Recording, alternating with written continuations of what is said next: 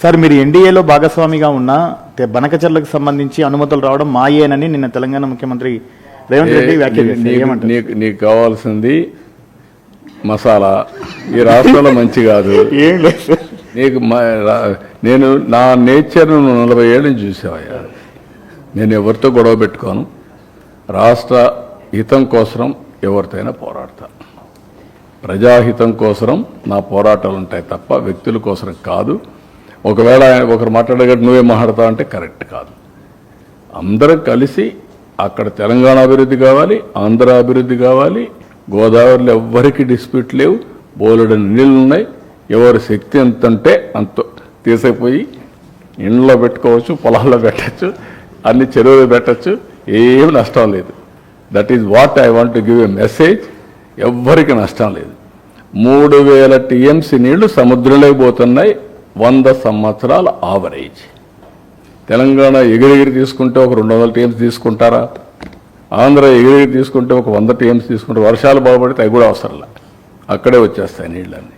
కాబట్టి మనం ఆలోచించుకుంది ఇది కూడా మళ్ళీ లిఫ్ట్ చేయాలంటే కరెంటు ఛార్జీలు కట్టాలి. కానీ కరువు వస్తే ప్రమాదం.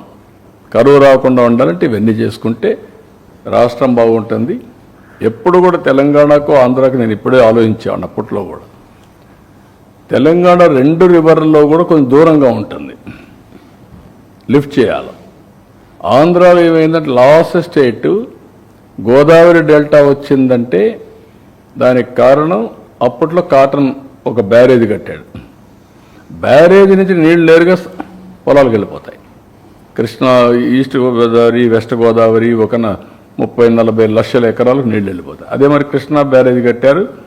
ఈ బ్యారేజ్ వల్ల అటు కృష్ణా డెల్టా, వెస్టర్న్ డెల్టాకు వచ్చేసాయి. దీనికి లిఫ్ట్లు ఎక్కడ అవసరం లేదు.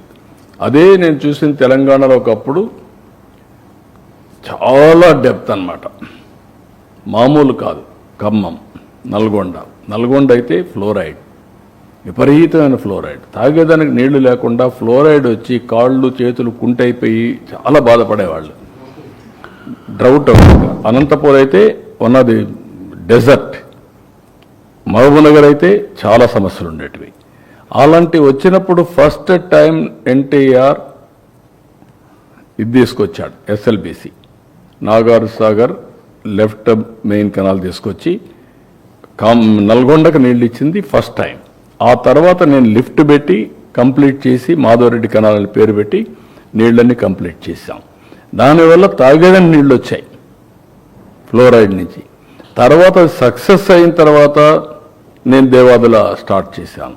ఇది సక్సెస్ అయిన తర్వాత కల్వకుర్తి స్టార్ట్ చేశాను. దానికి ప్యారలల్గా ఒకటి ఇక్కడ స్టార్ట్ చేశాను. ఈ తర్వాత వచ్చిన వాళ్ళు ఇంకొన్ని ఎక్కువ స్టార్ట్ చేశారు. It is a continuous process. Even ఒకప్పుడైతే నాకు ఆర్డీఎస్ పెద్ద సమస్య ఉండేది.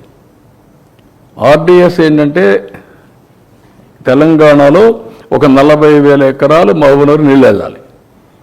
ఎప్పుడు వచ్చేటివి కాదు. అప్పుడు కూడా గొడవలు.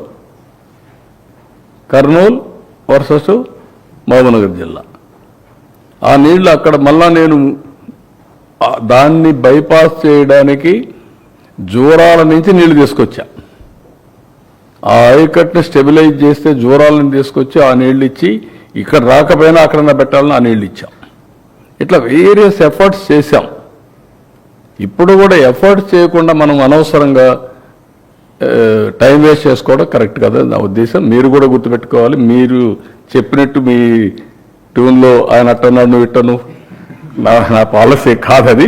నా పాలసీ ఒకటే, ఎక్కడున్నా అందరం బాగుపడాలి. నేను ఇప్పుడు కాదు, మీరు గుర్తుపెట్టుకోవాలి. వాజ్పేయి గారు ప్రధానమంత్రిగా ఉన్నప్పుడు నదుల అనుసంధానానికి శ్రీకారం చుట్టింది నేనే, దేశం మొత్తం. అప్పుడే మహారాష్ట్ర నుంచి సురేష్ ప్రభు ఉండేవాడు, అతను టాస్క్ ఫోర్స్ వేయించాం. ఆయన ఇచ్చే లోపలనే, రిపోర్ట్ ఇచ్చే లోపలనే వాజ్పేయి గారి గవర్నమెంట్ పోవడం, కాంగ్రెస్ దాన్ని పక్కన పెట్టడం చేశారు. ఇప్పుడు నేషనల్ హైవేస్ రోడ్స్ ఉన్నాయి. ఆ రోజు నేను సజెస్ట్ చేశాను ప్రధానమంత్రికి, లేదంటే టెలికమ్యూనికేషన్ సెక్టర్, ఇవన్నీ ఉన్నాయి.